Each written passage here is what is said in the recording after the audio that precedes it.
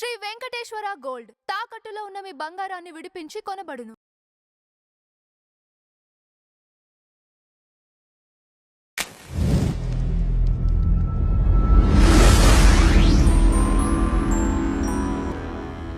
Sir, Telugu జాతి గర్వించదగ్గ నేత. ప్రపంచవ్యాప్తంగా ఎక్కడ తెలుగు వాళ్ళు ఉన్నా సరే ఈ ఒక్క పేరు తలిస్తే చాలు వాళ్ళ రోమాలు నిక్కపరుచుకుంటాయి. నటుడు, గొప్ప రాజకీయవేత్త, ఎంతో సేవ చేశాడు సమాజానికి. ఈరోజు మన హైదరాబాద్ నడి ఒడ్డున వారి విగ్రహాన్ని ప్రతిష్ఠ చేసుకోవటం ఎలా ఉంది? ఇది తెలుగు జాతికి గర్వకారమైనటువంటి విషయము. నందమూరి తారక రామారావు గారు ఒక సినిమా నటుడుగానే కాకుండా కృష్ణుడు, రాముడు, దుర్యోధనుడు, భీష్ముడు నటనలో ఆయన రాణించి నిజంగా కృష్ణుడు, రాముడు అదే విధంగా ఉంటాడా అన్న విధంగా ఆయన నటించారు. అందుకే ఆయన నట సార్వభౌమం అన్నారు. తరువాత నటనలో సంతృప్తి పొందిన తర్వాత ప్రజల సంక్షేమం కోసం, రాష్ట్ర అభివృద్ధి కోసం, తెలుగు జాతి గౌరవం కోసం ఆయన తెలుగుదేశం పార్టీని స్థాపించి రాజకీయాల్లోకి వచ్చారు.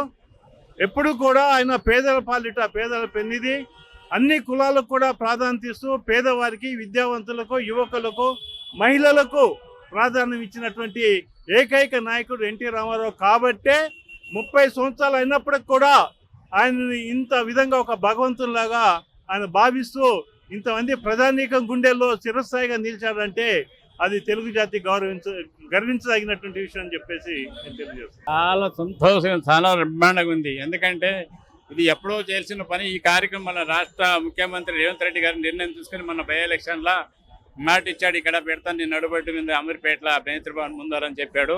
అది ఆ మాట నిలబెట్టుకున్నాడు. కానీ చాలా సంతోషము. నేను మళ్ళీ 2004 నుండి ఎన్టీఆర్ వేసేదన్న 2 రాష్ట్రాల్లో పని చేస్తూ ఉంటాను, చంద్రబాబు నాయుడు కానీ. అందుకోసం నేనేమో ఇక్కడ ఈ ఎన్టీఆర్ విగ్రహం ఆవిష్కరణ ఉందంటే ఇలా ఆయన బర్త్డే కాబట్టి 103 జయంతి జరుపుకుంటున్నాం కాబట్టి తప్పకుండా మళ్ళీ ఆ కార్యక్రమం నేను వెళ్ళాలి ఎన్టీఆర్ వేసేదానని చెప్పేసి అనుకోవడం రావడం జరిగింది ఇక్కడికి. ఒక ఎన్టీఆర్ గారి అభిమానిగా చెప్పండి, ఎన్టీఆర్ గారు నటుడుగా హీరోగా ఉన్నప్పుడు ఇష్టమా, రాజకీయ నాయకుడిగా ఇష్టమా మీకు? నాకు 2 విధంగా ఇష్టం అండి. ఎందుకంటే సినిమా రంగానికి వెళ్తే చాలా మందికి ఆయన ఒక దేవుడిలాగా పోల్చుకుంటారు. ఎందుకంటే ఆయన ఒక రాముడు, భీముడు, కృష్ణుడు అని చెప్పేసి. అలాగే రాజకీయంగా వస్తే చాలా మంది నిరుపేదలకు ఒక ప్రజానాయకుడు ఆయన. ఎందుకంటే తెలుగుదేశం పార్టీ వ్యవస్థాపకుడు స్థాపించిందే పేదల కోసం ఆయన. అందుకోసం ఎన్టీఆర్ అంటే అప్పుడు ఆ రోజుల్లోనే 1984లోనే ఆయన సంక్షేమ పథకాలు పెట్టేసి ఆ రోజులో 2 రూపాయల బియ్యం పెట్టడము, అలాగా మధ్య నిషేధం చేయడము, ఇవన్నీ జరిగింది ఆ రోజుల్లోనే. అందుకే అదే అడుగుజాడలో చంద్రబాబు నాయుడు నడుస్తూ ఉన్నాడు. ఎన్టీఆర్ గారి పరిపాలన మీరు చూశారు కదా, ఎన్టీఆర్ గారి పరిపాలన ఇప్పుడు రాజకీయ నాయకుల పరిపాలనకి ఏమైనా తేడా కనిపిస్తుందా మీకు? తేడా అంటే అండి, ఆయన చాలా మానవుడు. ఆయన తేడాలు అన్నప్పుడు రాజకీయ కుట్రతో ఎన్నో జరుగుతుంటాయి. అది కాదు మనం చేయాల్సిన పని ఏదంటే మనం ప్రజలకు మనం ఏమి చేసిన అన్నది కావాలా.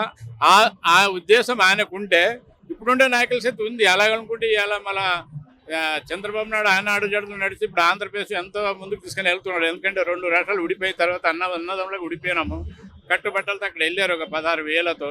ఇవాళ అక్కడ అమరావతి, అక్కడ రాజధాని నేర్పించుకున్నది, ఇక్కడ హైదరాబాద్ మనం డెవలప్ చేసినా కానీ మనకు ఆ అవకాశం వెళ్ళిపోయింది కాబట్టి, మనకు లేదు కాబట్టి మనం ఒకటి చేసుకోవాలంటే చేయాలనుకున్నాడు. అలాగే ఒక 5 ఏళ్ళు అప్పుడు 2014లో ఆయనకు అవకాశం వచ్చింది. 2014 వరకు అక్కడ రాజధాని కానీ, పోలవరం ప్రాజెక్టు కానీ ముందుకు తీసుకొని వెళ్ళాడు. అలాగే మళ్ళీ ఏం చేద్దాం, దురదృష్టానికి మళ్ళీ ప్రజలు నేను ఉన్నాను అని చెప్పేసి ఆయన జగన్మోహన్ రాజు గారు రావడం జరిగింది. ఆయనకు ఒక అవకాశం ఇచ్చి అక్కడ రాజకీయం అనేది భ్రష్టు పట్టిపోయింది. ప్రజలంతా ఇదైపోయింది.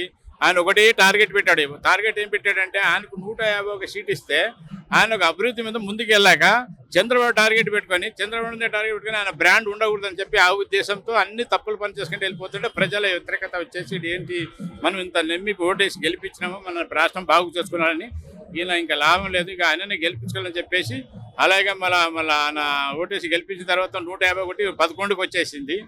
ఇంకా ఇంకా ఇప్పటికే బురద చెల్తూనే ఉన్నాడు. నెక్స్ట్ 2029 కల్లా మళ్ళా 1 వస్తుంది 11పై. ఇది పక్క. ఒక ఎన్టీఆర్ గారి అభిమానిగా చెప్పండి, ఎన్టీఆర్ గారు లాంటి ఒక రాజకీయ నేత మళ్ళీ మన 2 తెలుగు రాష్ట్రాల్లో ఉన్నారా? సార్ ఇప్పుడు 2 రాష్ట్రాల్లో ఉండాలంటే అది మీరు బాగా మంచిగా వేసి అడిగారు ఆ ప్రశ్న. అది నేను చెప్పలేను. ఎందుకు చెప్పలేనంటే ప్రజలే నిర్ణయిస్తూ ఉంటారు, ప్రజలే ఎట్లుంది పరిపాలన అంటారు. ఇప్పుడు మన పార్టీలో ఉండి అంటే వెళ్ళాడు రేవంత్ రెడ్డి గారు, అక్కడ నేను అనుకుంటున్నాను మనదంటూ ఉన్నాడు కాబట్టి మా సిద్ధాంతాలు నేర్చుకున్నాడు కాబట్టి తెలుగుదేశం పార్టీని అదే పరిపాలన ఇక్కడ చేస్తున్నాడు, బాగానే నడుస్తున్నది. ప్రజల సైతే మంచి స్పందన ఉంది ఆయనకు సైతే. అలాగే మళ్ళీ చంద్రబాబు నాయుడు చేత అక్కడ ఆయనతో ఆయన అనుబంధం చేత ఉంది. ఇప్పటికి ఏది వాళ్ళు అరుచుకోవడం చేసుకోవడం ఏం లేదు, కలిసి పట్టుగా పని చేసుకుంటా అక్కడ తెలంగాణలో కానీ ఇట్లా ఆంధ్ర కానీ కలిసి పని చేసుకోవాలని చెప్పి ఆ ఉద్దేశంతో ముందుకెళ్తున్నాడు. అదే అభిమానంతో ఇలా మళ్ళీ రేవంత్ రెడ్డి గారు ఇక్కడ ఎన్టీఆర్ విగ్రహం ఆవిష్కరణ చేస్తాడు, దానికి అభిమానం ఉంటేనే కదా చేసేది. నా ఉద్దేశం ఏమిటంటే నేను ఎన్టీఆర్ వేసిన 2004 లేస్తుంది, ఇప్పుడు 21 సంవత్సరం నేను వేసిపెట్టి ఆయన ఒక యుగ పురుషుడు కాబట్టి ఆయనకు ఒక భారతరత్న ఇస్తే బాగుంటుంది. అతిశక్తి ప్రయత్నం అందరూ చేస్తే ఇక్కడ రాష్ట్ర ముఖ్యమంత్రి కానీ అక్కడ చంద్రబాబు నాయుడు కానీ ఇంకా ప్రజల నీళ్ళు సెంట్రల్ నీళ్ళు పోరాడి ఒక భారతరత్న ఇస్తే ఆ క్రేజ్ ఎన్టీఆర్కి మళ్ళీ ఆత్మ శాంతిస్తుంది. అది చేస్తే బాగుంటుందని చెప్పేసి నేను ఈ మీడియం ముఖాంతరం చెప్తున్నాను. సార్, ఒక ఎన్టీఆర్ అభిమానిగా చెప్పండి, ఎన్టీఆర్ గారి రాజకీయ లెగసీని ఆయన మనవడైన లోకేష్ గారు కొనసాగిస్తారన్న నమ్మకం మీకుందా?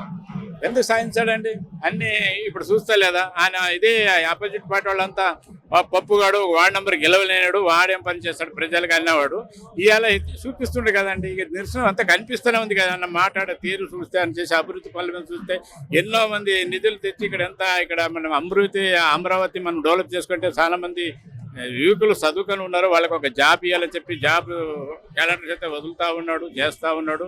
చాలా బాగా బ్రహ్మాండంగా చేస్తాడు. ఆయన ఎందుకు చేయడండి, తండ్రి తర్వాత ఆయన అవ్వచ్చు నాయకుడు, తప్పేం లేదు అక్కడ. అమ్మ, ఒక కాంగ్రెస్ పార్టీ అభిమాని మీరు, కాంగ్రెస్ పార్టీలో కార్పొరేటర్ కూడా ఇప్పుడు చేస్తున్నారు.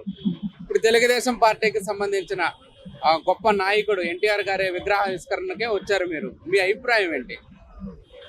తెలుగు తేజాన్ని తెలుగు అంటేనే దాన్ని మొత్తం ప్రపంచవ్యాప్తంగా గుర్తింపు తెచ్చిన మహనీయుడు ఆయన ఒక పార్టీకో లేదో ఒక వ్యవస్థకో ఆయన సంబంధం లేదు.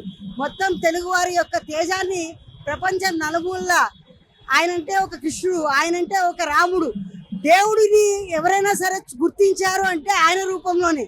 సో ఒక వెంకటేశ్వర స్వామి అవతారం ఎత్తిన ఆయన ఏ విధమైన పాత్ర పోషించినా తెలుగు వారి యొక్క స్పెషాలిటీని ముందరకు తీసుకెళ్లిన వ్యక్తే తప్ప ఆయనకి పార్టీలతో కానీ మనుషులతో కానీ సంబంధం ఉండదు. అయినా ఈరోజు మా గౌరవ ముఖ్యమంత్రి వర్యులు రేవంత్ రెడ్డి అన్న గారు ఏం చేశారంటే ఇక్కడ నవీన్ యాదవ్ గారి ఎలక్షన్ టైంలో ఆయన ఒక మాట ఇచ్చారు ప్రజలకి. తెలుగు వారికి ఎంతో గౌరవప్రదమైన ముఖ్యమంత్రి వర్యులుగా మాజీ ముఖ్యమంత్రి వర్యులుని మా ముఖ్యమంత్రి వర్యులు ఈరోజు విగ్రహాన్ని పెట్టించి తెలుగు యొక్క తేజాన్ని ప్లస్ ఇక్కడ మీకు తెలుసు మొత్తం అన్ని ప్రాంతాల నుంచి వచ్చిన తెలుగు రాష్ట్రాల నుంచి వచ్చిన ప్రతి ఒక్కరికి కూడా ఇది మెయిన్ ప్రధాన కూడలి.